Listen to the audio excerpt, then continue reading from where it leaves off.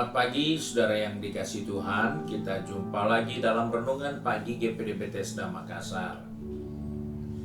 Pagi ini saya akan baca dari buku Kolose pasal 3 ayat pertama yang berkata sebagai berikut. Karena itu, kalau kamu dibangkitkan bersama dengan Kristus, carilah perkara yang di atas, di mana Kristus ada, duduk di sebelah kanan Allah. Puji Tuhan, ayat firman Tuhan ini yang disampaikan oleh Rasul Paulus mengingatkan kepada saya dan saudara sebagai orang-orang percaya bahwa kebangkitan Kristus itu bukan sekedar keluar dari kubur, tetapi itu adalah suatu kekuatan yang harus kita miliki dalam kehidupan kita. Karena dengan kebangkitan Kristus dari antara orang mati, Alkitab katakan dia adalah buah sulung dari kebangkitan. Berarti kebangkitan itu bukan hanya terjadi untuk satu pribadi yang namanya Yesus Kristus, tapi itu juga akan terjadi untuk kita semua sebagai orang-orang percaya yang menerima berkat dari kebangkitan itu sendiri. Nah, sebab itu Paulus ingatkan, kalau kita tahu bahwa kita sudah dibangkitkan bersama dengan Kristus, maka kita menjadi suatu pribadi yang memiliki orientasi yang berbeda.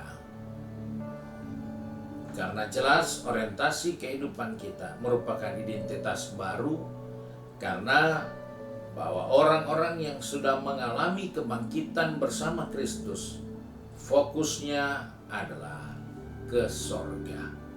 Fokusnya adalah ke atas. Fokusnya adalah kepada perkara-perkara yang mulia.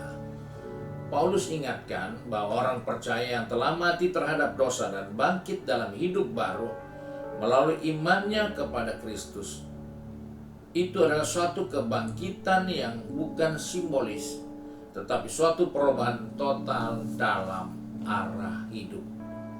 Jadi kita harus sadar bahwa ketika kita merayakan kebangkitan Kristus, itu bukan simbolis, tapi itu suatu kesempatan, suatu perubahan yang luar biasa yang Tuhan kerjakan melalui kebangkitan itu, sehingga kita fokus kepada perkara-perkara yang di atas, perkara yang baru.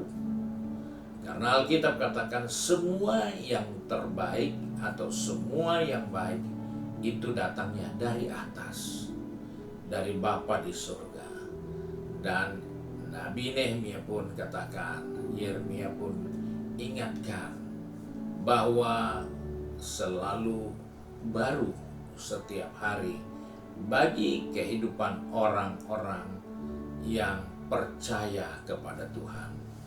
Perkara yang di atas adalah perkara-perkara yang bersifat kekal.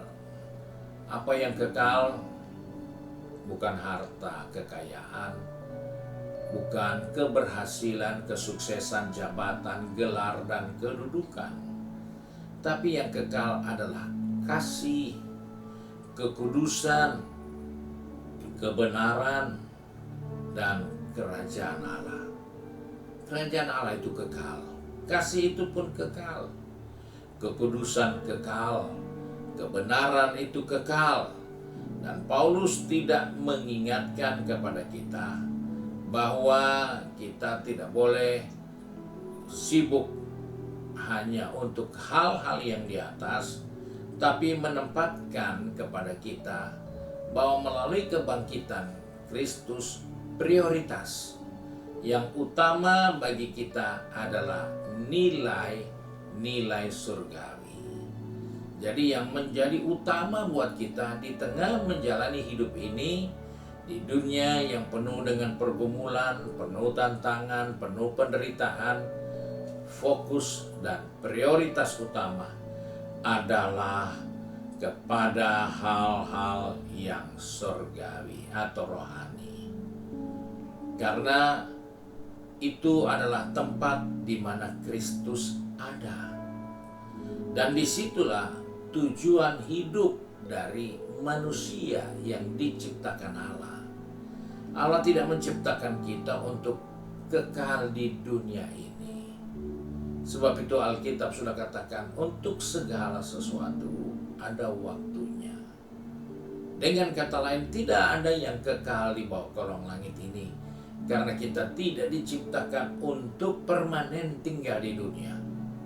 Tapi kita diciptakan untuk berada di dunia ini. Namun fokus kita, tujuan kita adalah surgawi.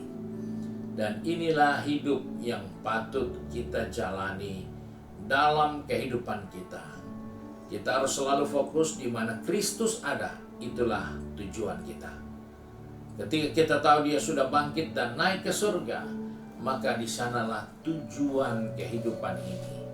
Karena itu kita harus jadikan Dia menjadi pusat perhatian yang penting. Karena Dia mengatur segala sesuatu di dalam rencananya yang indah dan mulia, agar kita bisa mencapai ke tempat itu. Sebab itu saudara diingatkan, hiduplah sesuai dengan identitas yang baru melalui kebangkitan Kristus. Mulailah mengejar hal-hal yang surgawi atau rohani. Jadikanlah Kristus menjadi pusat dari kehidupan kita. Karena ini tanggung jawab yang kita peroleh melalui iman kita tentang kebangkitan Yesus Kristus dari antara orang mati dan naik ke surga. Maka sebagai orang percaya, ingatkan diri sendiri. Identitas kita adalah identitas yang baru, manusia baru.